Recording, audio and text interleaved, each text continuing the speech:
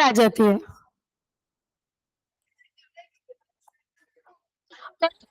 वो कैसे भी लॉ की कैरी करते ही हो, अगर यहाँ पे मैं क्वेश्चन सॉल्व करने दूंगी तो वो पीछे उसमें ही लिखोगे ना, तो टाइम है तो यहाँ पे एडजस्ट कर लो। मेरे को डिस्टर्ब होता है इधर क्लास में अगर कोई कच कच कच कच करता हो। मैंने क्या बोला? अब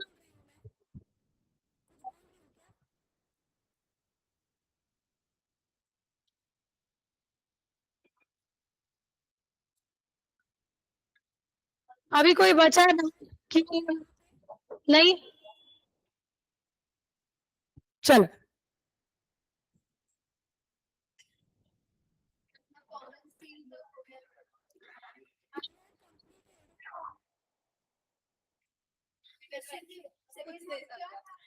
मुझे लगा question is related to features, जो कि एक दूसरा क्वेश्चन है और गलती से दूसरा क्वेश्चन देने में आ गया।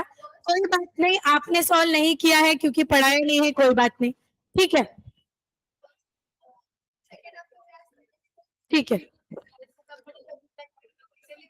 क्योंकि उसमें गारंटी कंपनी और कंपनी लिमिटेड बाय शेयर्स के बारे में डिफरेंस था ना, तो आपको मैंने कल ही बोला था, guarantee company is company limited by guarantee, limited by share company is company limited by shares, limit only up to the extent of nominal value, guarantee amount can be called up at the time of winding up, लेकिन limited liability can be called at the time of need। क्यों नहीं?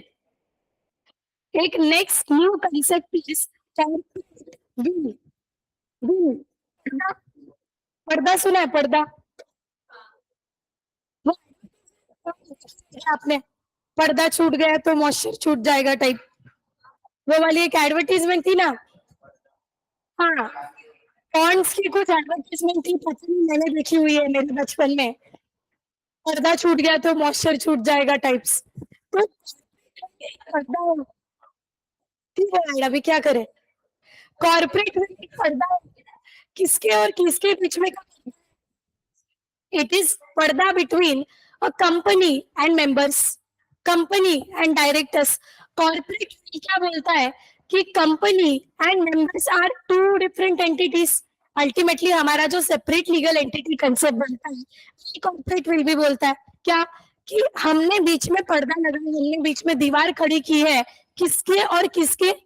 आपके members के बीच में और आपके company के बीच में देयर इज दिस दीवार, पर्दा। मतलब अगर मेंबर कोई ट्रांजैक्शन करे, मेंबर कोई चीजें करे, तो लाइबल क्या कंपनी रहेगी क्या? नहीं। और अगर कंपनी कुछ करे तो लाइबल क्या मेंबर रहेंगे क्या? नहीं, because they are two different separate legal entities, distinct entity है।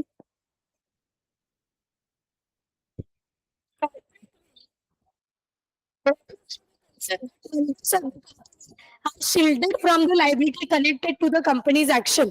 कॉर्पोरेट किसको बचाता है? कॉर्पोरेट कंपनी के मेंबर्स को शील्ड करता है, बचाता है। शील्ड करने का मतलब होता है प्रोटेक्ट करना। क्या करके प्रोटेक्ट? अगर कंपनी से कोई गलत डिसीजन हो जाए, कंपनी से कोई गलत एक्टिविटी हो जाए, तो liable would be company and not members of the company. So ये कौन बोलता है? कॉर्पोरेट विल बोलता है। कॉर्पोरेट विल क्या बोलता है? सपोज ये कंपनी है और ये कौन है? अपना मेंबर है। कंपनी ये क्या है? शील्ड है, पर्दा है एक टाइप का, जिसे आप कॉर्पोरेट विल बोलते हैं। जैसे पार्टनरशिप में अगर पार्टनर कोई डिसीजन ले, रॉन्ग डिसीजन ले, तो फर्म को अल्टीमेटली भुगतना पड़ता था। सो यहाँ पे म्यूचुअल एजेंसी था, यहाँ पे वो म्यूचुअल एजेंसी क्या है? मिसिंग है। जो किसको प्रोटेक्ट करता है? मेंबर्स के इंटरेस्ट को। मेंबर्स के इंटरेस्ट को क्या करता है? सेव करता है, प्रोटेक्ट करता है। कल जाके अगर कंपनी ने कोई गलत डिसीजन लिया, कंपनी लॉस मेकिंग बन गई, कुछ गड़बड़ हो गई, तो लोग क्या मेंबर्स को, क्या लोग मेंबर्स को जिम्मेदार ना ठहराए, ना ठहराए? इसके लिए कॉर्पोरेट विल वाला क्या हुआ, एक थियोरी आया, एक कॉन्सेप्ट आया। बट क्या हो गया कि कॉर्पोरेट विल के थियोरी की आड़ में बहुत लोग बहुत गड़बड़ करने लग गए। कॉर्पोरेट विल के थ्योरी के आड़ में लोग गड़बड़ करने लग गए। अरे कंपनी के नाम पे गड़बड़ कर रहे थे और गड़बड़ करके क्या बोलने लगे कि हमने हमने तो कुछ किया ही नहीं, कंपनी के नाम पे सब गड़बड़ है, कंपनी ने किया, हमको मत पकड़ो, जाओ कंपनी को पकड़ो। तो यहाँ पे कॉर्पोरेट विल थियरी का कुछ मिसयूज भी होने लगा, लोग उसका मिसयूज करने लगे। तो जहां पे कॉर्पोरेट विल ये थियरी का मिसयूज होता है, वहां पे हम क्या करेंगे, कॉर्पोरेट विल को लिफ्ट करेंगे। लिफ्ट करेंगे, लिफ्ट करना मतलब पर्दा उठाना, लिफ्ट करेंगे कॉर्पोरेट विल को। जब ये कॉर्पोरेट विल को हमने लिफ्ट कर लिया बीच में के पर्दे को, तो क्या ये तीनों पर्सन एक माने जाएंगे? यस, तब ये दोनों पर्सन एक माने जाएंगे and person in default would be punishable. वैसे तो हमारा कॉर्पोरेट विल क्या बोलता है, members and company are two different entities. अगर कंपनी कुछ गलत करे तो मेंबर जिम्मेदार नहीं होंगे, मेंबर कुछ गलत करे तो कंपनी जिम्मेदार नहीं होगी। That is very simple theory. But इसका मिसयूज होने लगा, लोग इसका गलत गलत फायदा उठाने लगे। इसके लिए जहां पे गलत फायदा लगता है, कि जहां लॉ मेकर्स को ऐसा लगा कि जहां पे गलत फायदा उठाया है उस थियरी का, वहां पे उन्होंने वो कॉर्पोरेट विल को सिंपली लिफ्ट कर दिया। लिफ्ट कर दिया मतलब उठा लिया। तो इधर और इधर के जो दो लोग हैं उनको क्या माना जाएगा, एक ही माना जाएगा and person in default would be punishable. Law makers court law lifting of corporate will समझा कि कब हम कॉर्पोरेट विल को लिफ्ट करते हैं। सबसे पहले कॉर्पोरेट विल समझा क्या, कॉर्पोरेट विल कुछ नहीं, कॉर्पोरेट विल जैसे हमारा सेपरेट लीगल एंटिटी बोलता है, क्या बोलता है, members are different, company is different. उसी वे में कॉर्पोरेट विल थियरी है, एक थियरी बना दिया कि yes members are distinct entity and corporate is a distinct entity. अगर कुछ गड़बड़ हुई तो इसकी वजह से ना इसको गलत ठहराएंगे ना इसकी वजह से इसको गलत ठहराएंगे, एक चीज। बट कुछ सिचुएशंस ऐसे आने लगे कि हमें क्या करना पड़ रहा है, कॉर्पोरेट विल को उठाना पड़ रहा है, लिफ्ट करना पड़ रहा है, लिफ्ट करना पड़ रहा है। First situation is company, that is to find out whether company is co-enemy or a friend company. The law where the pest control is adopted. The leading case एक Daimler company versus Continental tyre and rubber एक case में है, मैं आपको समझाती हूँ। The public interest is not likely to be jeoparded. The court may not be willing to crack the corporate shell, but it may run the will for ascertaining whether the company is a enemy company. एक situation बताती हूँ, एक situation बताती हूँ कि क्या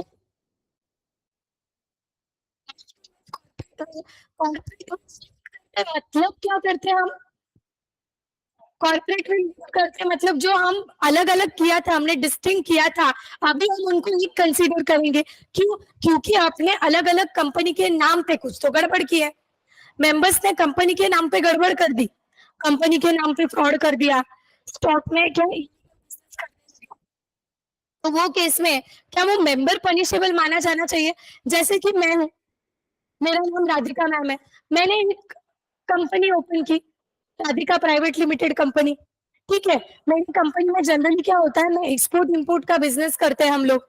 तो हम क्या करते हैं, गुड्स को एक्सपोर्ट करते हैं, जो भी अपने इंडिया के डिजाइनर, जो भी इंडिया की जो चीजें होती है, पुरानी जो एंटिक चीजें होती है, हम क्या करते हैं वो बाहर के कंट्री में एक्सपोर्ट करते हैं क्योंकि उसका डिमांड ज्यादा है अभी। तो मैंने क्या किया, वो एक्सपोर्ट के आड़ में, अभी मेरे को पता है कोई करे उसकी ऐसा माना जाएगा क्या, मैं कौन हुई, प्रमोटर हुई, राधिका प्राइवेट लिमिटेड की मैं प्रमोटर हूँ। बट क्या मुझे जब स्टॉक का इंश्योरेंस निकालना होगा तो मैं कंपनी के नाम पे निकाल सकती हूँ, मेरे नाम पे निकाल के कुछ फायदा है क्या? मेरे नाम पे मैंने स्टॉक का इंश्योरेंस निकाल दिया और वही स्टॉक मैंने कंपनी को सेल कर दिया, I am creditor of the company as well. कल वाला केस मैक्यूरा वाला, और वो स्टॉक कल जाके लॉस्ट हो गया, फायर हो गई, लॉस्ट हो गया, डैमेज हो गया, क्या मैं वो क्लेम कर पाऊंगी उसका amount? I can not claim because that is not in the name of company. In the same way आप कंपनी के भले ही 100% शेयर होल्ड करो, आप कंपनी के भले ही प्रमोटर हो, या पूरा कामकाज आप कंपनी का देख रहे हो, फिर भी क्या आपको कंपनी को एंटिटी माना जाएगा? Yes, company and person will be consider as separate legal entity. वही क्या बोल रहे हैं, कॉर्पोरेट कॉर्पोरेट अभी यहाँ पे कॉर्पोरेट विल को लिफ्ट करना मतलब वो थियरी को डिसमिस करना, या वो थियरी के कुछ एक्सेप्शनल केस। यहाँ पे एक एक्सेप्शनल केस है कि अगर कोई कंपनी इनेमी कंपनी बन गई, तो कंपनी इनेमी कंपनी बन गई, तो अपन क्या करते हैं, चाइना से माल इंपोर्ट करते हैं, चाइना को एक्सपोर्ट करते हैं ज्यादा, तो इंपोर्ट करते हैं। क्या हो गया, चाइना और इंडिया के बीच में वर्ल्ड वॉर छिड़ गया, या फिर वॉर छिड़ गया, कुछ सिचुएशंस ऐसी आ गई, तो क्या चाइना हमारी एलियन कंपनी बन गई? चाइना हमारी क्या माने जाएंगे, एलियन इनेमी माने जाएंगे? क्या हम एलियन इनेमी के साथ कोई ट्रांजैक्शन या कॉन्ट्रैक्ट कर सकते हैं? बाय डिफॉल्ट नहीं कर सकते। उनसे इसमें था सेक्शन 11। हाँ,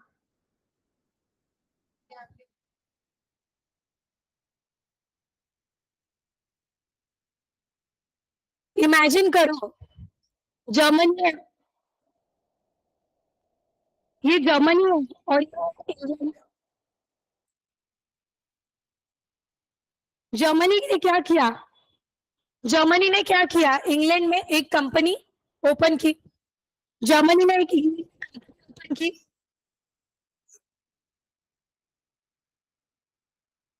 यहाँ पे कंपनी का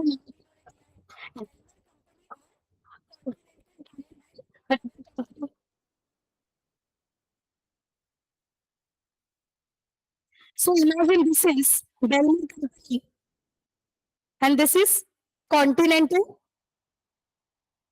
Iron कंपनी। ये जो जर्मन की कंपनी है, जर्मन की कंपनी इंग्लैंड में एक कंपनी ओपन किया, इंग्लैंड में एक कंपनी को फॉर्म किया, और वो कंपनी का क्या नाम है, continental tyre and rubber company limited. मुझे बताओ, कंपनी जर्मन है, जर्मन कंपनी ने कहीं और पे क्या किया है, उनका एक ब्रांच खोला है बोल सकते हैं, बट कहीं और पे मतलब दूसरे कंट्री में। तो इसकी जो शेयर होल्डर्स है, ये कहा कि जर्मन है। Tell me, shareholders are the shareholders are the ultimate owner of the company. So I can say ये कंपनी के 99% शेयर्स किसने होल्ड कर रखे हैं, जर्मन लोगों ने होल्ड कर रखे हैं। They are investing into this company, यहाँ पे भी कर रहे हैं, यहाँ पे भी कर रहे हैं, ठीक है।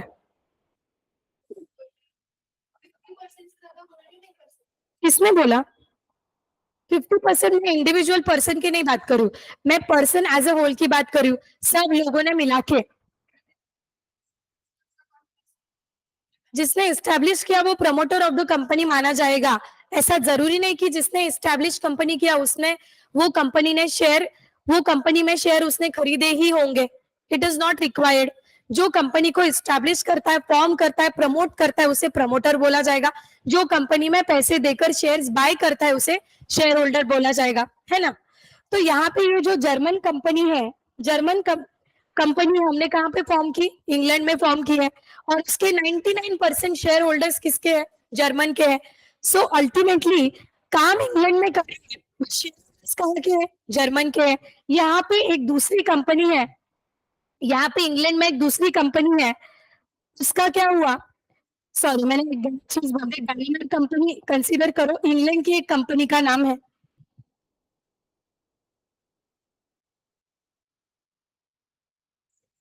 तो ये जो tyre and rubber limited supply करती है, गुड्स का सप्लाई करती है, तो ये अल्टीमेटली क्या बन गई, सप्लायर बन गई, क्रेडिटर बन गई। तो ये क्या किया, continental tyre and rubber limited ने हरदम की तरह 1 करोड़ का 1 करोड़ 1 करोड़ डॉलर बोल सकते हैं, 1 करोड़ डॉलर या जो भी करेंसी है, मैं इंडियन रुपीज में बोलूं, 1 करोड़ 1 करोड़ का स्टॉक सप्लाई किया, माल सप्लाई कर दिया। इंग्लैंड में जो एक कंपनी सिचुएटेड है, उस कंपनी को, ये यहाँ पे दिख रही है, कंपनी को स्टॉक सप्लाई किया, being creditor like every time. तो क्या आफ्टर 3 मंथ्स उनका क्रेडिट पीरियड होता है, 3 मंथ्स होता है, 2 मंथ्स होता है, तो वो टाइम में वो क्या करते हैं, उनका पैसा दे देते हैं। बट इन बिटवीन वो सिचुएशन में क्या हुआ, जर्मन और इंग्लैंड के बीच में एक वॉर लाइक सिचुएशन आ गई।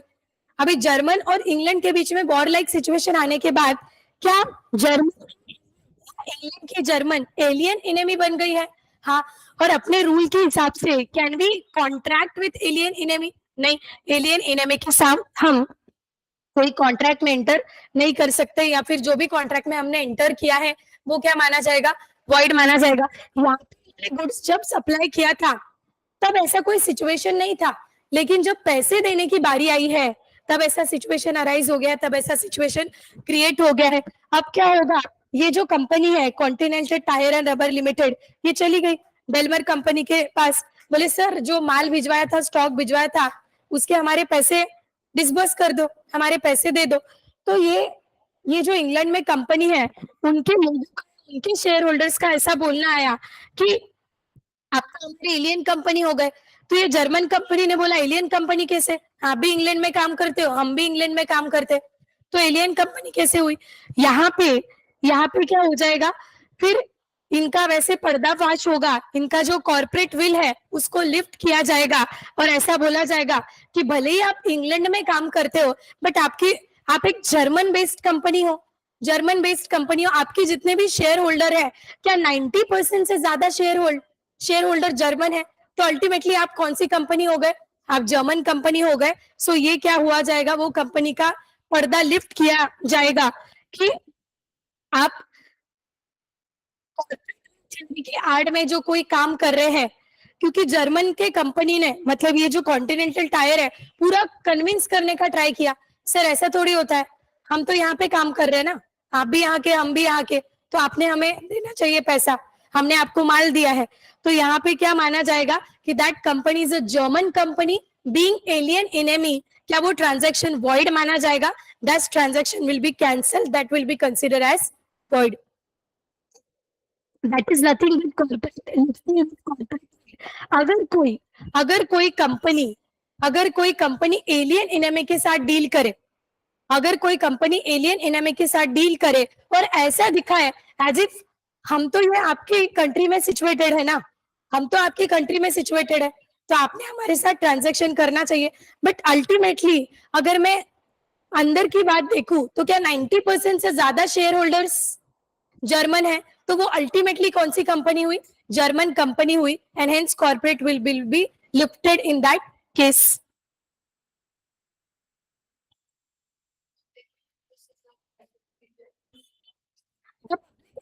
नॉट लाइकली टू बी जो पार्टी का मतलब होता है कि बाबा ये जो कंपनी ने कॉर्पोरेट विल थियोरी के आड़ में जो कांड किया है, या कॉर्पोरेट विल थियोरी के आड़ में उनसे पैसे इतना चाहा है, स्टॉक के बदले में जो पैसे इतना चाहा है कि हम तो इंग्लैंड कंपनी है, वो पब्लिक इंटरेस्ट में क्या हो जाएगा, नल एंड वॉइड हो जाएगा, कैंसिल हो जाएगा। We will save public interest every time. ऐसा नहीं बोलेंगे कि यहाँ पे तो कॉर्पोरेट विल है, members are different and company is different, जहां पे हमें जरूरत पड़ेगी वहां पे कॉर्पोरेट विल को लिफ्ट करना पड़ेगा और दोनों को एक मानना पड़ेगा। दूस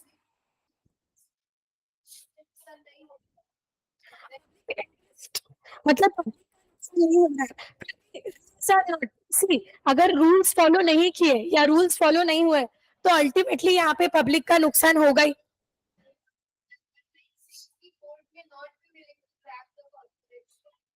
कोर्ट में कोर्ट में not be willing to crack the corporate show का मतलब है कि बाबा सी, पब्लिक इंटरेस्ट में देखा जाएगा, पब्लिक इंटरेस्ट में देखा जाएगा, एंड कभी भी अगर आपकी किसी और कंट्री के साथ वॉर लाइक सिचुएशन आ जाती है तो of course it is not in the public interest, of course not in the public interest. जैसे कि मैं मैं क्या करती हूँ, चाइना को गुड सप्लाई करती हूँ, मेरे कंपनी से, मतलब अपन इंडिया से चाइना को गुड सप्लाई करते हैं, मुझे उसमें अच्छा खासा प्रॉफिट हो रहा है, I am getting profit. But government से वॉर लाइक सिचुएशन आ जाए, गवर्नमेंट से इनकार होने के बाद मेरे को प्रॉफिट होने के बावजूद भी मैं क्या गुड्स वहां पे एक्सपोर्ट कर पाऊंगी? I can not do that. So ultimately वो पब्लिक इंटरेस्ट में नहीं माना जाएगा, सेल्फ इंटरेस्ट होगा लेकिन पब्लिक इंटरेस्ट नहीं होगा। दूसरा है, हाँ, दूसरा है और टैक्सेस, टैक्स प्रोटेक्ट करने के लिए मैंने ये सेम एग्जाम्पल आपको दिया हुआ है, सेम एग्जाम्पल आपको दिया हुआ है। एक सिचुएशन देती हूँ, एक सिचुएशन देती हूँ कि अगर स्लैब रेट अलग है, अभी तो चेंजेस हुए हैं, हम कैलकुलेशन पर्पस के लिए सिंपल रखते हैं कि अगर 10 लाख का आपका क्या है, अगर 10 लाख का आपका इनकम है तो उस पे आपको 20% टैक्स देना पड़ेगा। टेक इट एज एग्जाम्पल, है ना, टेक इट एज एग्जाम्पल, आपको 20% क्या करना पड़ेगा, टैक्स देना पड़ेगा। Okay, no problem. 10 लाख से ऊपर अगर आपका इनकम होता है तो, लेकिन अगर आपका इनकम 0 से 5 लाख है, 0 से 5 लाख अगर आपका इनकम है, मैं इमेजिनरी बोल रही हूँ, कॉर्पोरेट के तो वैसे भी अलग है, आप पर्सनल टैक्स की बात कर रहे हो। सो 10 से 5 लाख का अगर है तो आपको एग्जम्पशन मिलेगा, आपको माफी मिलेगी, आपको टैक्स पे नहीं करना पड़ेगा। इमेजिन करो, ये कॉर्पोरेट के टैक्सेस के बारे में बात कर रही हूँ। यहाँ पे अगर 10 लाख का इनकम हुआ किसी कंपनी का, तो क्या उसको फ्लैट 20% मतलब 2 लाख रुपया देना पड़ेगा, 2 लाख देना पड़ेगा, राइट। बट चलो यहाँ पे एग्जाम्पशन नहीं मानते, अपन ऐसा मानेंगे कि अगर 5 लाख तक है तो उसमें कितना देना पड़ेगा, 10% देना पड़ेगा, दैट इज 50,000 रुपया। अभी एक कंपनी है, एक कंपनी है और ये कंपनी को इनकम कितना हुआ, 10 लाख रुपया इनकम हुआ, 10 लाख रुपया इनकम हुआ। बोले अरे बाप रे, 10 लाख रुपया इनकम हुआ तो 2 लाख रुपए मेरे को टैक्स ही देना पड़ेगा, आई हैव टू पे टैक्स 2 लाख रुपीज। ये कंपनी के जो मेंबर्स है या कंपनी के डायरेक्टर्स है, इन्होंने एक आइडिया निकाला। क्या आइडिया निकाला, उसको उठा, गौरव अगर सोना है तो बाहर जाके सो जा। कंपनी के मेंबर्स ने एक आइडिया निकाला, बोले अपन एक काम करेंगे, अपने को ये जो इनकम होता है इसको अपन स्प्लिट कर देंगे ताकि अपने को कम टैक्स देना पड़े। सो ये कंपनी का जो मेंबर है, कंपनी का जो डायरेक्टर है, इसने क्या किया, 2 नए कंपनी फॉर्म किए, 2 नए कंपनी फॉर्म किए, इधर 5 लाख और इधर 5 लाख क्या कर दिया, ट्रांसफर कर दिया, ट्रांसफर कर दिया। बोले हमने एसेट ट्रांसफर किया है, ट्रांसफर किया, तो अल्टीमेटली यहाँ पे क्या दिख रहा है, 0, because I have transferred 5 lakh rupees. 2 company form किए, किस पर्पज से, टैक्स बचाने की पर्पज से, टैक्स बचाने के पर्पज से, टैक्स ना देने के पर्पज से। सो अल्टीमेटली टैक्स कितना देना पड़ेगा उनको, 1 लाख देना पड़ेगा। 2 लाख ना देते हुए यहाँ पे पूरा की पूरा 1 लाख बच रहा है। तो ऐसा कोई करने के लिए, ऐसा आइडिया करने के लिए एक डायरेक्टर ने 2 कंपनी फॉर्म कर दिए, 2 कंपनी फॉर्म कर दिए। बोले हमने इनको क्या कर दिया, इनकम ट्रांसफर कर दिया है, उनको क्या करना है, हमारा इनकम ट्रांसफर है, मतलब वो क्या कर रहे हैं, एसेट ले रहे हैं, ये ले रहे हैं, वो ले रहे हैं। तो अभी ये बात समझ में कैसे आई, जब ऑडिट हुआ, ये हुआ, वो हुआ, तो अरे दिख तो रहा है, इनकम तो 10 लाख दिख रहा है, लेकिन ये 10 लाख डायरेक्टली ट्रांसफर्ड है, 10 लाख पे कोई टैक्स वैक्स भरा नहीं हुआ है। ट्रांसफर्ड भी किसको, किसी ऐसे कंपनी को जो कंपनी के बैलेंस शीट में ट्रांसफर अमाउंट है, ट्रांसफर अमाउंट के अलावा और कुछ है ही नहीं। तो ये साफ ध्यान में आता है कि हमने यहाँ पे पैसा ट्रांसफर किसके लिए किया है, टैक्स सेव करने के पर्पज से, टैक्स बचाने के पर्पज से पैसा ट्रांसफर किया है।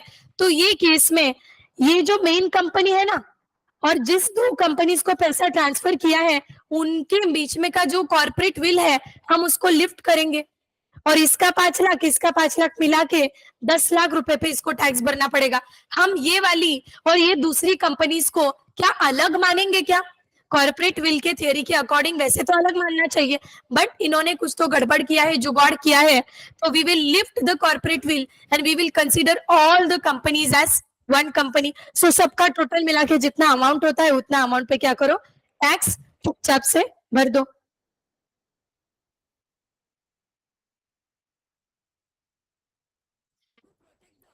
Tax revenue in certain matters concerning the law, taxes and duties stamps, particularly where the question of controlling interest in the issue. Dinshaw Maneckjee Petit का एक केस हुआ है। दिनशॉ ने क्या किया था, उसके टैक्सेस बचाने के लिए 2-4 कंपनी फॉर्म कर दिए थे, 2-4 कंपनी को थोड़ा थोड़ा थोड़ा थोड़ा इधर रेवेन्यू भेज दिया। बोले देखो मेरे इतने सारे कंपनीज है, प्रॉफिट तो कहीं पे नहीं हो रहा है, कम कम कम कम टैक्स पे करना है। तो ऐसा कर सकते हैं क्या, ऐसा नहीं कर सकते। मैंने एक 2-3 दिन पहले आपको ऐसा बोला था, किसने तो मुझे पूछा था कि किसी हस्बैंड का टैक्स के बारे में बात चल रही थी, वो डायरेक्ट टैक्स के बारे में अपना चल रहा था कि किसी हस्बैंड का अगर इनकम 10 लाख रुपए है, ओके, और उसने वो इनकम उसकी बीवी को ट्रांसफर कर दिया। ऐसा इमेजिनेशन की 10 लाख पे 20% का स्लैब भरना पड़ता है, 2 लाख रुपया, और 5 लाख पे बस 10% भरना पड़ता है। तो उसने क्या किया, बीवी को 5 लाख रुपए ट्रांसफर कर दिया, बोले मैं 5 लाख पे भरूंगा, हाँ, वाइफ 5 लाख पे करेगी। सो अल्टीमेटली 1 लाख का टैक्स सेविंग होगा। सो इसे टैक्स प्लानिंग नहीं, इसे टैक्स इवेजन बोलेंगे। ये जो वाइफ को पैसा ट्रांसफर किया, वो किस बेसिस पे किया, उसका कोई इनकम नहीं है, उसका कोई कैलिबर नहीं है, काम नहीं करती है।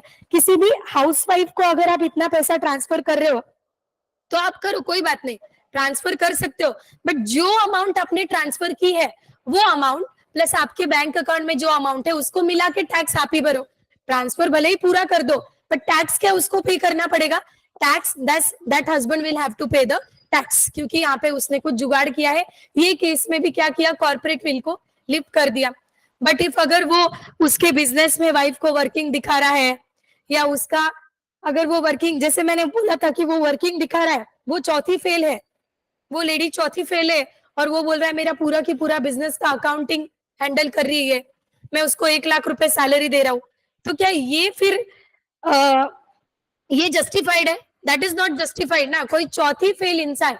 बट अगर कोई जेन्युइन है, 12th पास है, बीकॉम है, और वो सब अकाउंट्स हैंडल कर रहा है और उसका जेन्युइनली सैलरी मिल रहा है, तो then that is fine, genuine grounds पे, है ना। हाँ, एक और चीज की बाबा, अगर ये लेडी की जगह पे और कोई अकाउंटेंट होता तो क्या उसको उतना ही पैसा मिलता था क्या? That is also a question of fact, ये भी चेक करेंगे।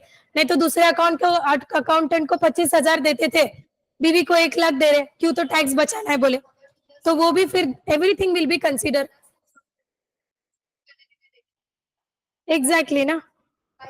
सो ये टैक्स बचाने के कंसर्न से ये चीजें हुई रहती है। देन है to avoid the legal obligation. Tell me, आपको एसपीओ से होगा, लीगल ऑब्लिगेशन मतलब क्या होता है? करना पड़ेगा, बट क्या करना पड़ेगा?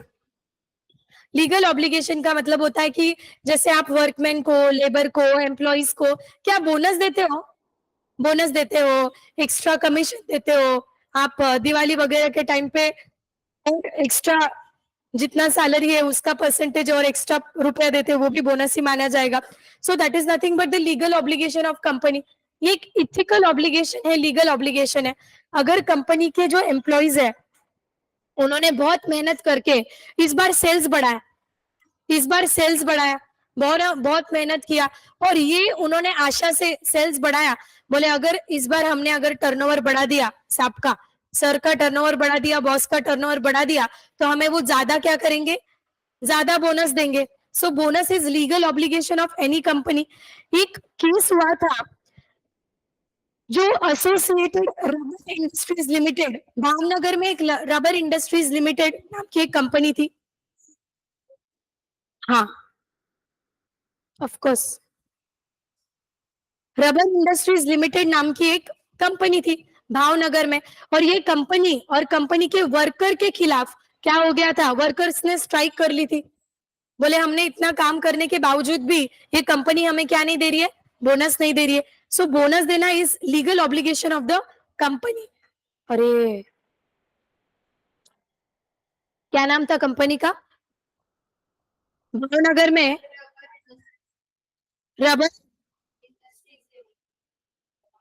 Rubber industries limited. वर्सेस उनके ही वही कंपनी के वर्कर के बारे में बात चल रही है अपनी। क्या हुआ, ये रबर इंडस्ट्रीज लिमिटेड का मैं आपको क्या दिखा रही हूँ, आपका ये दिखा रही हूँ, प्रॉफिट एंड लॉस अकाउंट दिखा रही हूँ, आपका ट्रेडिंग अकाउंट दिखा रही हूँ। अपन ट्रेडिंग एंड पीएनएल एक में बना देते। टेल मी, पीएनएल के डेबिट साइड में क्या होता है? फटफट बोलो। अरे, सबसे पहले क्या होता है? Opening stock, to purchases, to purchase return, है कि नहीं? ये तो पटपट बोलना चाहिए। सेल्स, सेल्स रिटर्न,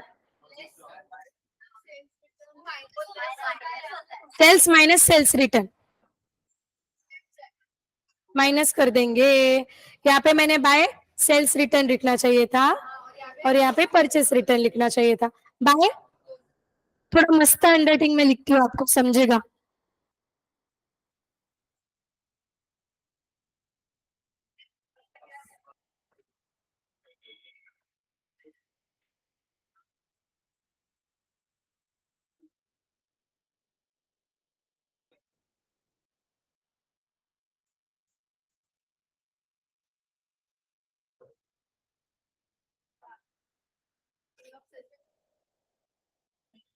हम्म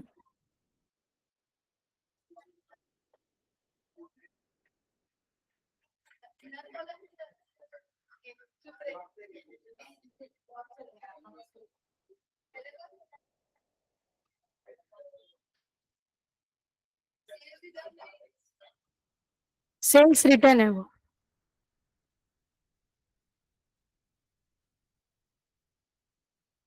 आप आप माइनस करते होगे, मैंने ऐड कर दिया, एक का एक पड़ता है ना, कुछ फर्क पड़ेगा नहीं। मुझे बता, सेल्स के हाँ, पे कुछ असर पड़ेगा? क्या पड़ेगा? सेल्स बढ़ा तो प्रॉफिट बढ़ेगा, सेल्स कम हुआ तो प्रॉफिट कम होगा, यही था।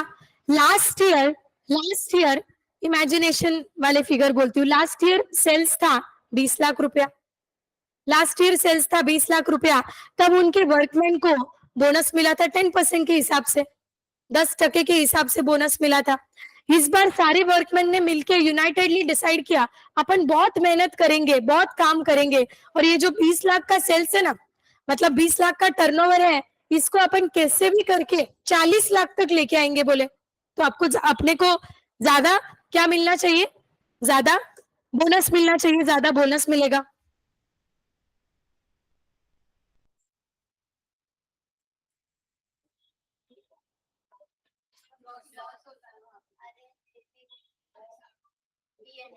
पीएनएल में नीचे लिया।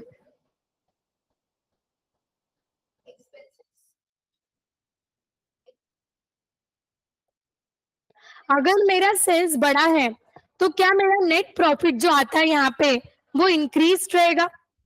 Of course that will increase, but जो वर्कर्स को बोनस देते हैं वो किसके ऊपर देते हैं? ना कि इनकम के ऊपर। जनरल सॉरी, वर्कर जो बोनस देते हैं वो किस में से दिया जाता है? प्रॉफिट में से दिया जाता है, इनकम में से दिया जाता है ना? Of course bonus is paid out of the income. अभी ये जो कंपनी के लोग हैं, rubber industries company, rubber industries association के जो लोग हैं, बोले यार लास्ट टाइम भी अपने को बोनस देना पड़ा था वर्कमैन को, लास्ट टाइम भी देना पड़ा था, इस बार तो सेल और ही ज्यादा हो गया है, और अगर सेल ज्यादा हो गया तो बाय डिफॉल्ट क्या अपना नेट प्रॉफिट ज्यादा होएगा? यस, नेट प्रॉफिट ज्यादा होएगा। तो अपन क्या करेंगे? एक आइडिया करेंगे। बोले क्या आइडिया करेंगे? ये जो सारा ये जो सारा अपना सेल्स का अमाउंट इधर रिफ्लेक्ट होगा, अपन अपने एक्सपेंसेस बहुत ज्यादा दिखाएंगे, एक्सपेंसेस बहुत ज्यादा दिखाएंगे। तो उन्होंने क्या किया, एक्सपेंसेस में ये जो इनके एक्सपेंसेस है, ये कुछ ओवर एक्सपेंसेस दिखा दिए। तो अल्टीमेटली एक्सपेंसेस बहुत ज्यादा बढ़ाने के बाद क्या आपका नेट प्रॉफिट का फिगर कम होगा? नेट प्रॉफिट का फिगर कम होगा। और उन्होंने यहाँ पे एक ऐसी अमाउंट डाल दी जिससे उन्होंने क्या किया? ट्रांसफर किया, पैसा ट्रांसफर किया, एक दूसरी कोई कंपनी फॉर्म की या दूसरी कोई एसोसिएशन फॉर्म की जिसको पैसा ट्रांसफर कर दिया। तो जैसे लास्ट टाइम अगर नेट प्रॉफिट 10 लाख था, इस बार के कैलकुलेशन के हिसाब से वो 20 लाख होना चाहिए था। नेट प्रॉफिट बोल रही हूँ क्योंकि हमारा टर्नओवर बढ़ा है। तो यहाँ पे 20 लाख तो टर्नओवर हुआ ही नहीं, इनफैक्ट इस बार नेट प्रॉफिट 0 बन गया। क्यों? क्योंकि यहाँ पे उन्होंने ट्रांसफर कर दिए 20 लाख रुपए। कहाँ ट्रांसफर किए? किसी और कंपनी में, to buy the fixed asset, और वो किस में डाल दिए? एक्सपेंसेस में डाल दिए। तो ये कंपनी के डायरेक्टर क्या बोलने लगे, अरे देखो, आपको जो आपको जो बोनस मिलना चाहिए था वो किस पे मिलना चाहिए? आपको जो बोनस मिलना चाहिए वो प्रॉफिट में मिलना चाहिए। हम आपको हमारा प्रॉफिट एंड लॉस अकाउंट दिखा सकते हैं, जिसमें आप चेक कर सकते हो कि अपना इस बार का नेट प्रॉफिट 0 आ गया, इस बार का नेट प्रॉफिट 0 आ गया। तो सारे वर्कमैन एकदम हल्ला करने लगे, ऐसे कैसे नेट प्रॉफिट जीरो आया? जब आपका सेल्स अगर लास्ट ईयर के सेल्स से डबल होता है तो अल्टीमेटली नेट प्रॉफिट तो बढ़ना ही चाहिए ना, ऐसे कैसे जीरो किया बोले आपने? तो ये केस कोर्ट के पास गया, कोर्ट ने चेक किया, profit and loss account check किया, क्या हो रहा है क्या नहीं, तो उनको उनके प्रॉफिट एंड लॉस अकाउंट में एक ऐसी चीज दिखी जिससे जिससे उनको लगा कि यहाँ पे गड़बड़ के चांस है। उन्होंने क्या कर दिया था, प्रॉफिट एंड लॉस अकाउंट के डेबिट साइड में, but because net profit reduce करने के लिए और खर्चे बढ़ाने के लिए, खर्चे तो ओवर एंड अबाउट डाले ही, बट डेबिट साइड में यहाँ पे इन्होंने ट्रांसफर वाला अमाउंट डाल दिया।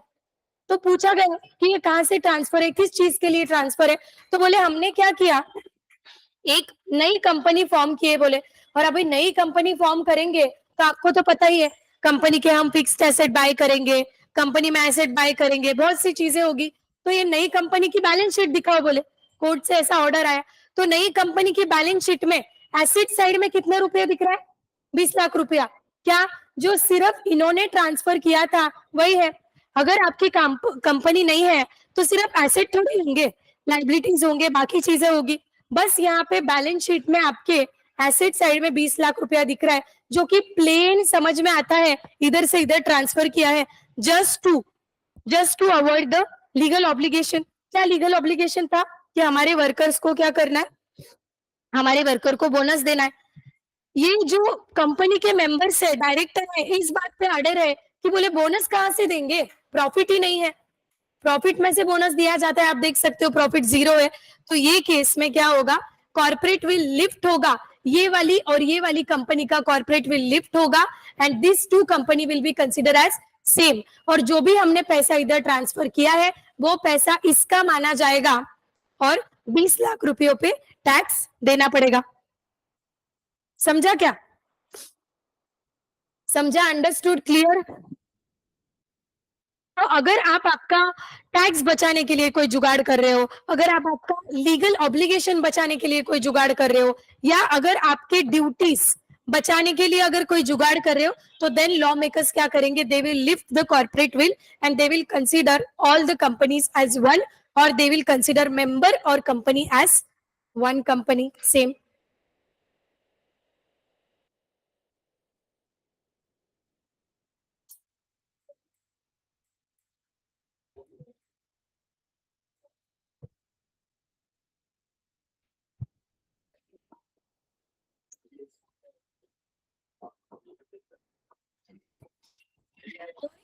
है और कैसे formation of subsidiaries to act as a agent, subsidiaries company form करना, सब्सिडरीज कंपनी फॉर्म करना। एक केस हुआ था merchandise transport limited versus British transport limited company.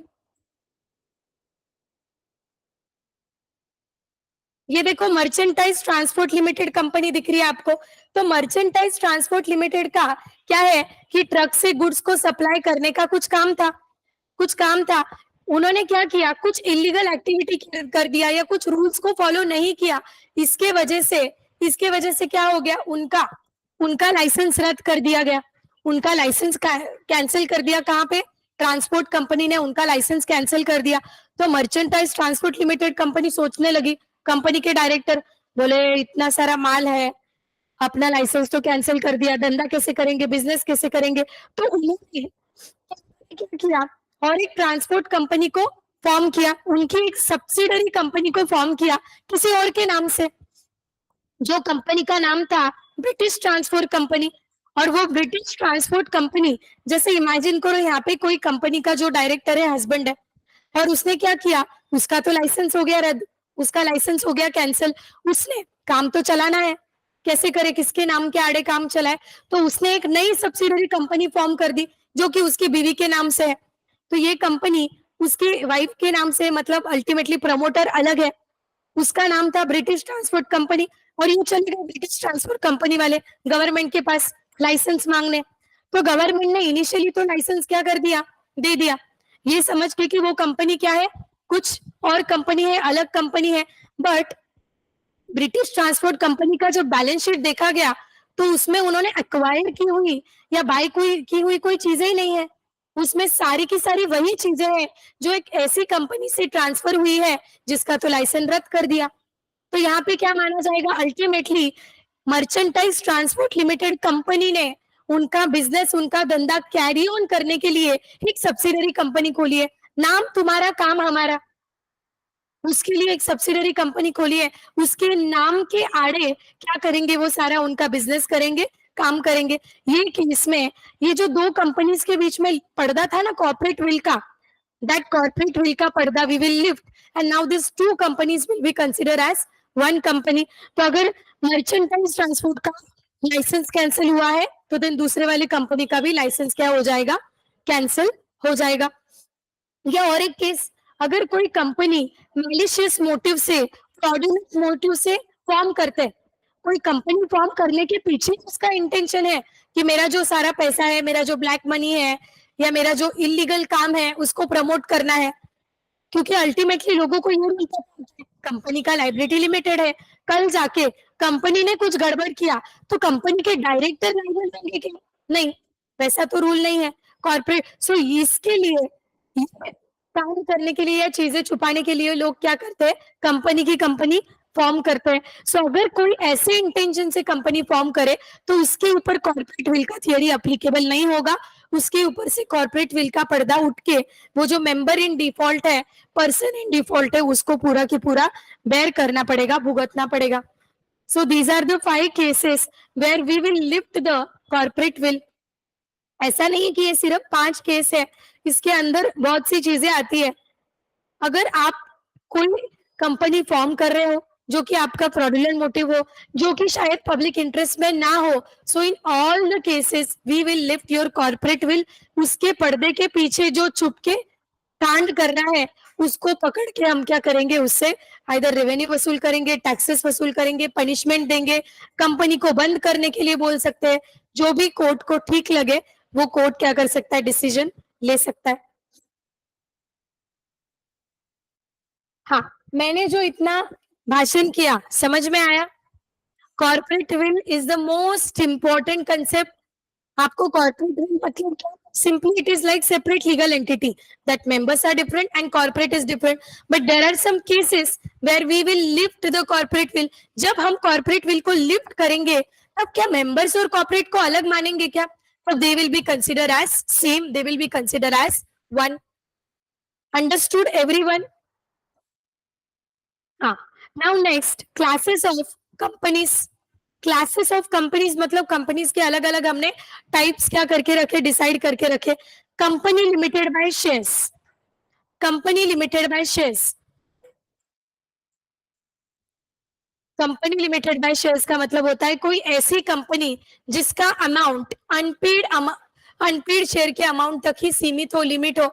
जैसे कि आकांक्षा ने एक शेयर बाय किया कंपनी का जिसका वैल्यू है 100 रुपया, उसने 1000 शेयर बाय किए, ओके, और 100 रुपया वैल्यू है, उसने कंसिडर करो फॉर द टाइम बिंग 7 रुपए के हिसाब से, 7 रुपए के 92 रुपए के हिसाब से उसने पैसा दिया है। सो 8 रुपए क्या है, सो ये 92 रुपीज क्या मैं पेड अप वैल्यू बोल सकती हूँ? बिकॉज 100 के पीछे 92 उसने पे किए हैं। ये जो 8 रुपीज है क्या मैं इसे अनपेड बोल सकती हूँ? That will be unpaid. Total हो गया 100 रुपया। कंपनी चल रही है, अगर कंपनी को जरूरत आन पड़ी पैसों की, इमेजिन करो 8 इंटू क्या, कितने शेयर लिए थे, 1000, तो ये 8000 रुपया क्या हो गया, 8000 रुपया उसका अनपेड हो गया। कंपनी को अगर 12000 की जरूरत पड़ी ड्यूरिंग लाइफ टाइम तो can company call 12,000 rupees from Akanksha और share holder? Company can only call up to unpaid amount that is 8,000 rupees.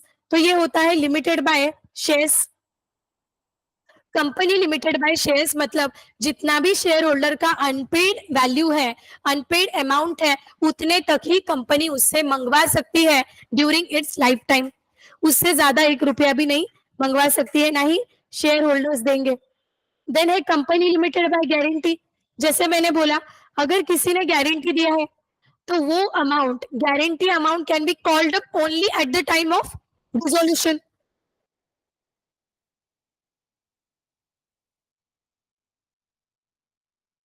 जैसे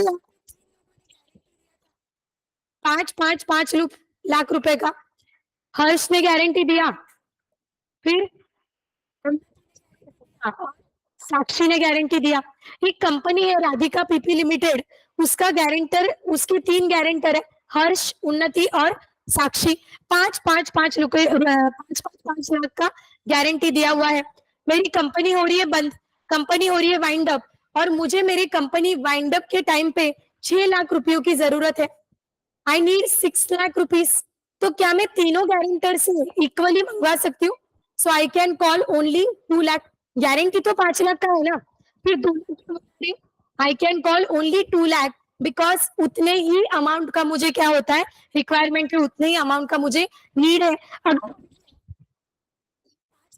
मतलब 15 लाख का गारंटी है, अगर इमेजिन करो मुझे 20 लाख की जरूरत आन पड़ी तो 20 लाख की जरूरत आन पड़ी तो अभी I can call only up to how much, 15 lakh. 15 lakh is the max, 15 lakh is the limit. I can call only up to the amount of guarantee given. ये हो गया वाइंड अप के टाइम पे। बट अगर मेरा बिजनेस, मेरा कंपनी चल रहा है, during continuation of the company मुझे अगर जरूरत पड़े पैसों की, तो I will called it from my share holder and not the guarantor. तो ये जो कंपनी लिमिटेड बाय गारंटी होता है, that amount can only be called up to the amount of guarantee given, number one, and only be called at the time of dissolution wind up.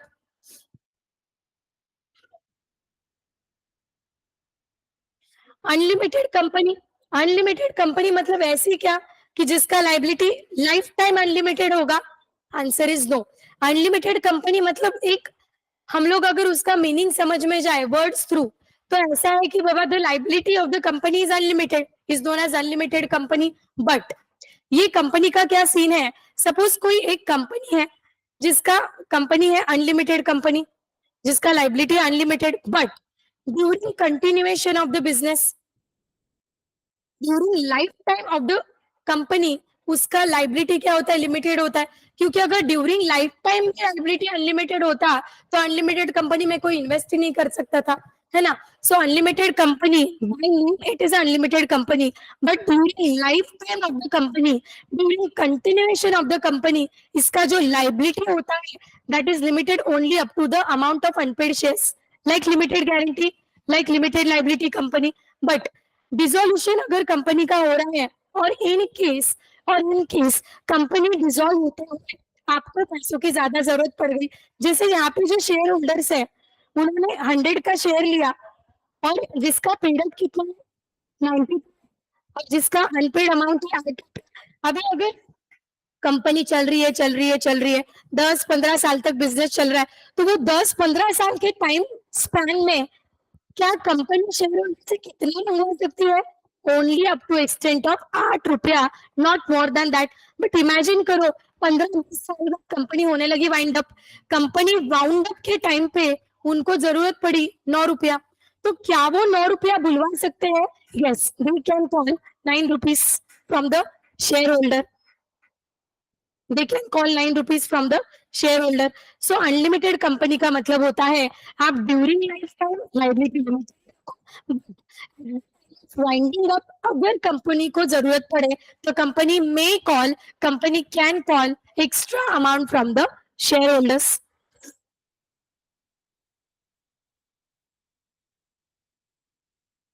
ये देखो unlimited company की कुछ चीजें भी है।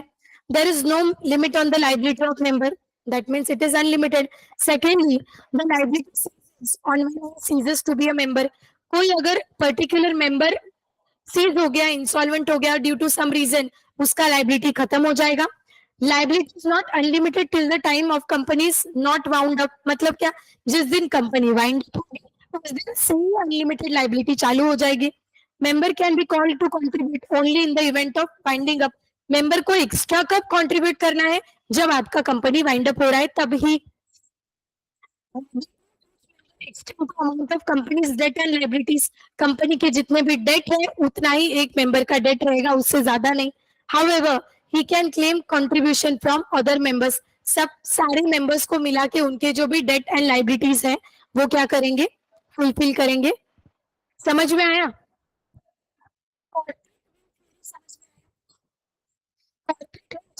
कुछ एक्सेप्शन है वो समझ में आए? कंपनी लिमिटेड, कंपनी समझ में आया? ऐसे 1 मिनट का break नहीं पीना है।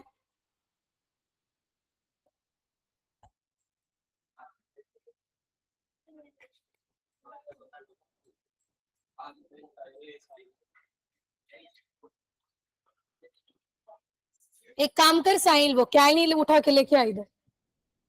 सच में नहीं, सच में लाएगा नहीं तो। बाकी भी क्लासेस है ना इसके लिए, बाकी भी बच्चे।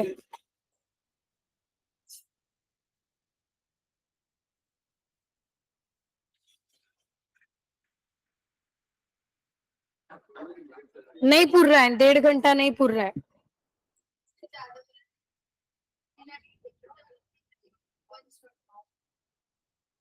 दो तो लिखना पड़ेगा। जब लिखवाती हूँ तो मैम मत लिखाओ।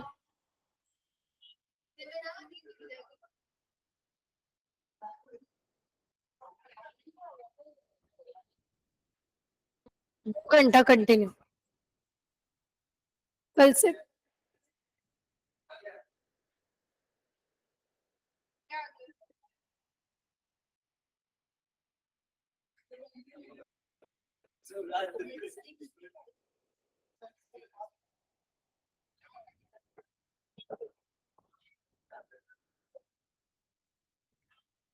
चलो अब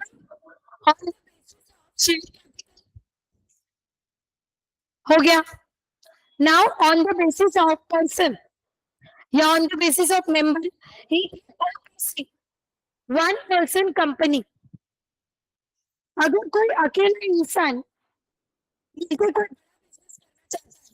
अकेला इंसान के साथ उसको सोल प्रोप्राइटरशिप में इंटरेस्ट नहीं है या फिर नहीं कर रहा है सोल प्रोप्राइटरशिप, क्यों? क्योंकि लाइबिलिटी अनलिमिटेड है। कौन इतना अनलिमिटेड लाइबिलिटी लेगा? और उसके पास पैसों की कोई कमी नहीं है, तो वो बोलेगा एक काम करता हूँ, मैं ना कंपनी फॉर्म करता हूँ। और थोड़ा इश्यूज है, इसके लिए वो किसी को ले नहीं पाएगा कंपनी में, उसका मन नहीं है। वो बोले मैं अकेले के साथ ही कंपनी फॉर्म करता हूँ, that is known as 1 person company. 1 person company का एक डिफिकल्ट मीनिंग बताती हूँ आपको। A 1 person company is a company which has only one member, which has only one member. So it's very difficult. If you can, that is fine. If you cannot remember, so you will have to remember. मतलब आपको 2 दिन लग जाएगी याद रखने में कि 1 person company ऐसी होती है जिसमें सिर्फ एक ही पर्सन होता है as a member. It's very difficult. Okay, so ये जो कंपनी है इसे प्राइवेट लिमिटेड कंपनी माना जाएगा, ना कि public limited. Private limited company माना जाएगा। क्या क्या चीज? but still it is kind of exception and OPC is considered as public, private limited and not public one. Okay, जिसमें एक पर्सन एज अ मेंबर, पर कामकाज देखने वाले बाकी लोग तो रह गए, डायरेक्टर्स वगैरह रह गए, एम्प्लॉइज रहेंगे। So 1 person as a member. Minimum paid up capital, जो मिनिमम पेड अप कैपिटल है, आप कितना अमाउंट लेकर बिजनेस करने वाले हो, इसमें कोई लिमिट नहीं है अभी तक। It is not yet prescribe. आप कितना भी पैसा लेकर आकर क्या कर सकते हो, बिजनेस कर सकते हो। Memorandum of OPC shall indicate who shall be incapacity become a member. Suppose कोई एक पर्सन है, जैसे कार्तिक। कार्तिक ने सोचा कि मेरे को मतलब बहुत धोखा मिल गया है, कार्तिक बोल रहे क्लासेस में था तब भी, क्लासेस के बाद भी, अभी भी। तो आफ्टर बिकमिंग सीए 5-6 साल बाद, मतलब सीए जल्दी बन गया वो, लेकिन 5-6 साल बाद उसने क्या किया, प्रैक्टिस के 5-6 साल बाद सोच रहा है अभी अच्छा खासा पैसा जमा हो गया है, मैं कंपनी फॉर्म करता हूँ। फिर वो सोचने लगा कंपनी नहीं चाहिए, वो चाहिए, इतने लोग चाहिए, पर इसको धोखे बहुत मिले जिंदगी में, इसके लिए वो बोल रहा है मैं अकेला काफी हूँ। सो उसने क्या बोला कि मैं अकेले ही कंपनी को फॉर्म करता हूँ। So Kartik is the 1 person, he will form the company, that is nothing but OPC, 1 person company. क्या है, कार्तिक अगर कंपनी फॉर्म कर रहा है तो क्या मेमोरी के डॉक्यूमेंटेशन पे उसको किसी का नाम लिखना पड़ेगा?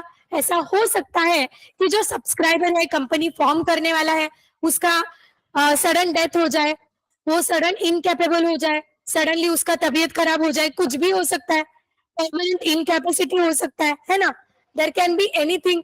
तो फिर किसको पकड़ेंगे? तो उसने क्या करना चाहिए कंपनी का, क्या होता है मेमोरेंडम, क्या होता है आर्टिकल, ये हम इस पॉइंट के तुरंत बाद देखेंगे, फिर बाकी पढ़ेंगे। सो इसका उसने क्या करना चाहिए, एक नॉमिनी का नाम लिखना चाहिए। जैसे कार्तिक ने नॉमिनी का नाम लिख दिया, उसके पीछे कार्तिकी का। सो फ्रेंडशिप में मिला है, एग्जाम में मिला है, प्यार में तो नहीं मिला, प्यार में तो उसका बिल्कुल नहीं। सो उसने क्या किया, कार्तिकी का नाम लिखा। ये देखो, ये कार्तिक है, कार्तिक ये अपना कार्तिक है, और ये तो क्या कर रहा है, ओसी वन पर्सन कंपनी फॉर्म कर रहा है, one member of the company. इसने मस्त ऐसा टोपी वोपी पहनी है, पहनी है। अभी क्या है, सारे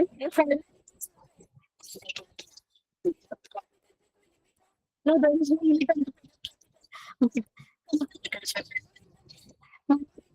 आपको किसका नाम लिखना पड़ता है, नॉमिनी का, नॉमिनी का।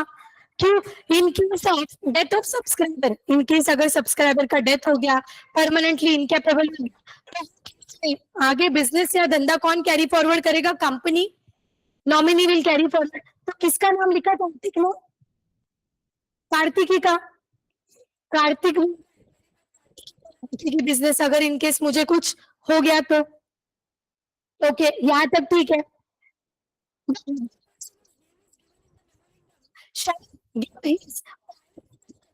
प्रिस्क्राइब फॉर्म, कार्तिक ने ऐसे, कार्तिक बेचारे की मर्जी नहीं है, उसको नहीं बननी नॉमिनी। तो अगर हमें किसी का भी मतलब सब्सक्राइबर को नॉमिनी का नाम डालने से पहले उसका क्या करना पड़ता है, प्रायर रिटर्न कंसेंट लेना पड़ता है। कंसेंट मतलब परमिशन, कि तू बनना चाहती है क्या, नॉमिनी बनना चाहती है क्या, ऐसा परमिशन लेना पड़ता है, कंसेंट लेना पड़ता है। अगर वो हाँ बोली तो लिख के दे, हाँ बोली तो लिख के दे। देन आगे क्या हुआ,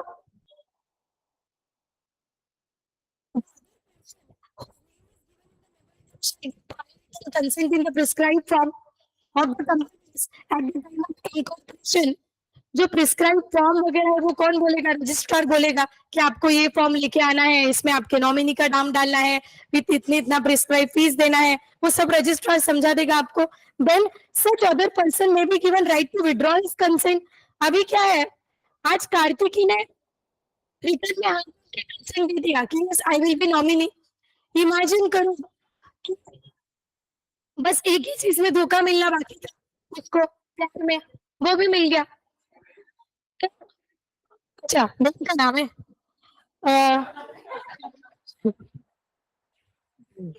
सचिन में क्या, कार्तिक ना को फिर कल्याणी लिख देंगे, हाँ चलो।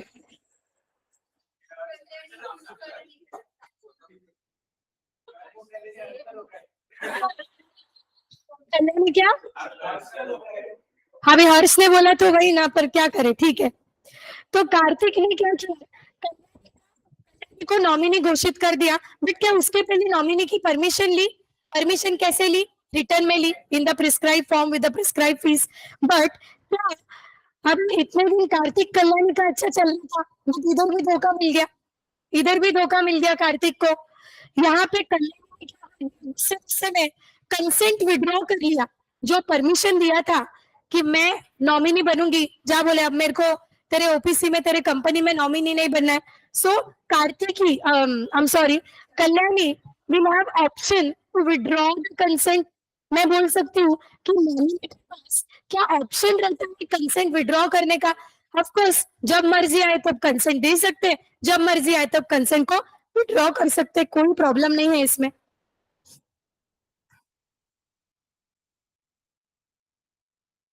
जब वो पर्सन के पास कंसर्न विड्रॉ करने का भी राइट है। सच अदर पर्सन अभी उसका परमिशन तो लिया ही लिया, उसके पास परमिशन देने का राइट है, विड्रॉ करने का राइट है, तो जो नॉमिनी बना रहा है उसको भी उसको बनाने का या निकालने का राइट होगा क्या? कल जाके कार्तिक को ऐसा लगने लगा कि कल्याणी का कुछ भरोसा नहीं है, कल्याणी फ्यूचर में मतलब धोखा देगी ही, तो इसने क्या किया, उसको धोखा मिलने से पहले ही, धोखा मिलने से पहले उसका नाम को निकाल के दूसरे किसी का नाम लगा दिया, कीर्ति का नाम लगा दिया, तो हो सकता है। So, subscribe to change the name of the nominee.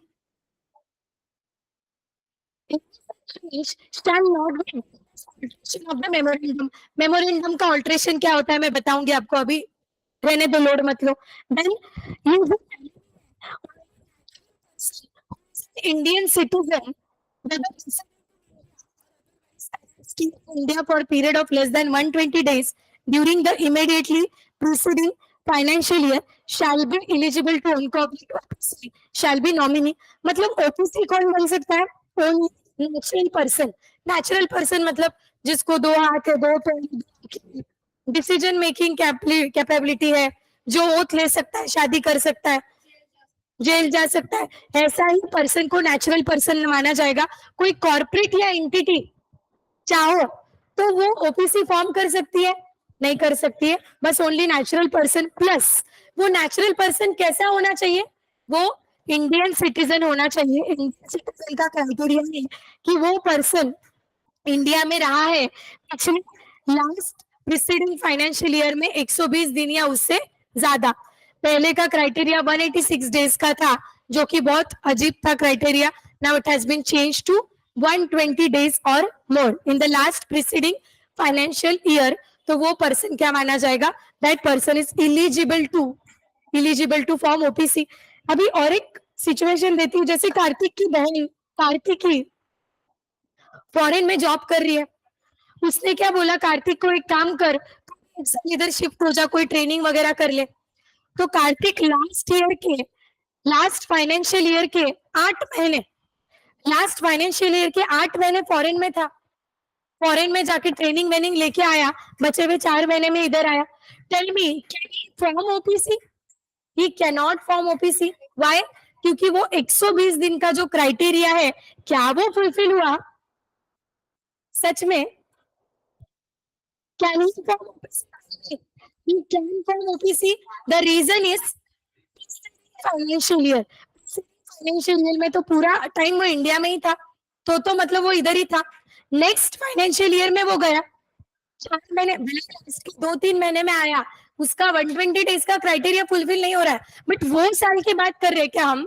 उसके चिपक के पहले साल की बात कर रहे हैं, प्रीसीडिंग फाइनेंशियल ईयर. जैसे अगर 17-18 में कुछ चल रहा है तो हम 16-17 की बात कर रहे हैं. So that is preceding financial year, he can form OPC. Natural person होना चाहिए, इंडियन रेसिडेंट होना चाहिए. हाँ,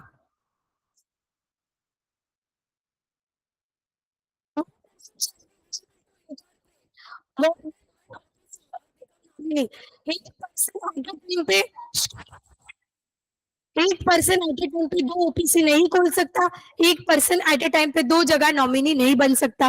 देन क्या माइनर खोल सकता है? Not at all, minor can not be. Plus क्या minor can be nominee? Minor can not also be nominee. Such a company NBFC में कन्वर्जन हो सकता है, ना ही सेक्शन 8 कंपनी में कन्वर्जन हो सकता है. Section 8 company is a company which is form for charitable objectives, social objectives. आप ओपीसी को ऐसी कंपनी में कन्वर्ट नहीं कर सकते हो, ना ही कोई जो एनबीएफसी है, आपके जो फाइनेंशियल इंस्टीट्यूशन है वगैरह, उसमें आप उसको कन्वर्ट नहीं कर सकते हो. ये जो member and director of the company रहेगा, yes, he will be whole and sole member as well as director of the company.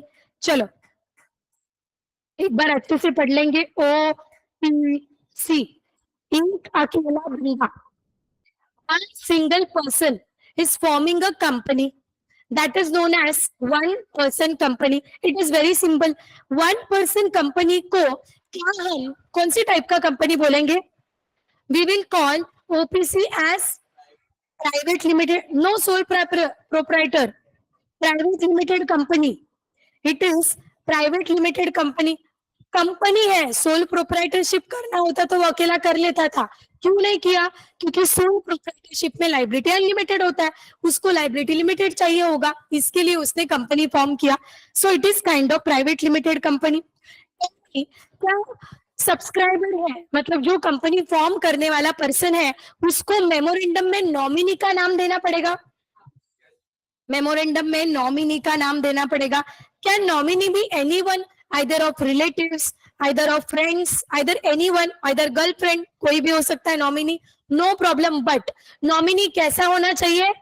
Nominee should be always major, 18 साल के ऊपर होना चाहिए, plus natural, okay, plus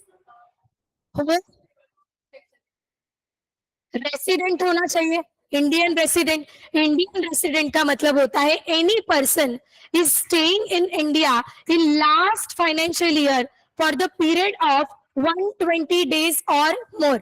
either आप 120 दिन रहो या उससे ज्यादा रहो. कब? लास्ट फाइनेंशियल ईयर में. If all the conditions are fulfilling then that person can be nominee, no problem. क्या नॉमिनी को, अभी आपने किसी रैंडम पर्सन का नाम ले लिया, बोले मैं तेरे को नॉमिनी कर रहा हूं, क्या ऐसा हो सकता है? नॉमिनी का नाम लगाने से पहले क्या नॉमिनी का परमिशन चाहिए? परमिशन को क्या बोला जाता है? कंसेंट. क्या कंसेंट रिटर्न में चाहिए? Consent should always be return. हमें रिटर्न कंसेंट चाहिए. अगर नॉमिनी का मूड चेंज हो गया, नॉमिनी को अगर ऐसा लगा कि अब मुझे नॉमिनी नहीं बनना है, तो can nominee withdraw his consent? Definitely nominee can withdraw his consent, no problem. अगर सब्सक्राइबर, मतलब मैं मेंबर बोल रही हूँ, जो कार्तिक है अपना, क्या सब्सक्राइबर के पास भी ऑप्शन होता है change the name of the nominee? Yes, subscriber have option to change the name of the nominee. उसको पहले उसने किसी और को किया था, अब उसकी बीवी आ गई, उसको उसकी बीवी को करना है, so he can do that, change the name of nominee. और कुछ रह गया मुझसे? ओपीसी फॉर्म करने के लिए कोई कैपिटल का प्रिस्क्राइब लिमिट है? There is no prescribe limit on capital to form OPC. कितने भी पैसे लेके आके आप फॉर्म कर सकते हो. क्या आप आपके ओपीसी को can you convert it into section 8 company? You can not convert. और can you convert your OPC into NBFCs? No, you can not. ये दो क्या है, ये डिटेल में कल देखेंगे, है ना, मतलब बाद में के लेक्चर में देखेंगे. और ओपीसी के बारे में क्या, और क्या है ओपीसी के बारे में? ओपीसी में जो मेंबर्स, ओपीसी में जो मेंबर, उसका लाइबिलिटी हमेशा लिमिटेड रहेगा. हाँ, उसको लाइबिलिटी लिमिटेड ही रखना है, इसके लिए तो उसने कंपनी फॉर्म की, नहीं तो सोल प्रोप्राइटरशिप ही करता था.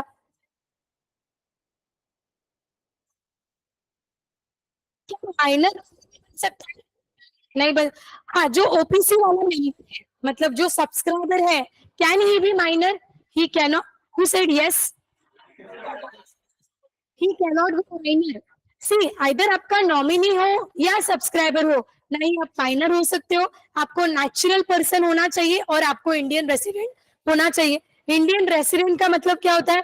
अगर आप प्रीवियस फाइनेंशियल ईयर में इंडिया में 120 दिन या उससे ज्यादा रह रहे हो, तो टैक्स के हिसाब से आप क्या माने जाओगे? इंडियन सिटीजन माने जाओगे. अगर लास्ट ईयर, मतलब प्रीसीडिंग फाइनेंशियल ईयर, कोई सिर्फ 40 दिन इंडिया में रहा है, वो अब्रॉड चला गया था रिलेटिव के पास, तो क्या वो कंपनी फॉर्म कर सकता है? नहीं. फिर उसको इस साल इंडिया में 120 दिन या उससे ज्यादा रहकर उसके अगले साल ओपीसी को फॉर्म करना पड़ेगा. मजा आया? हाँ.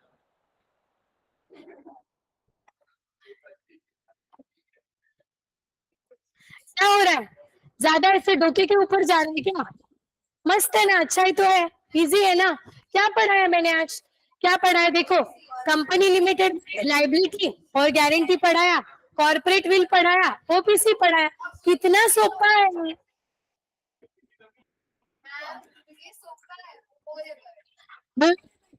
But it will give you maximum marks, company will give you maximum marks, इसको हल्के में मत लो। और अभी आपके पास टाइम है, थर्सडे, आज Friday, Saturday, Sunday, you have time, 3-3, 2-2 page complete करो। वी जस्ट हैव 30 पेज का notes for companies, 30 to 35।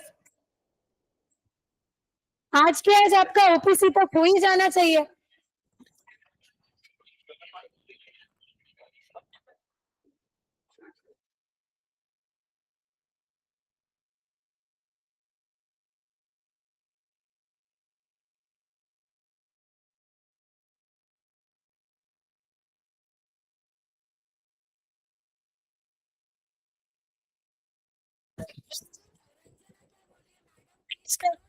Writing केलं की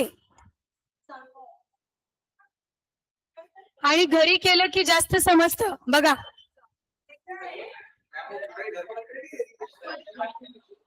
बच्चे बोल रहे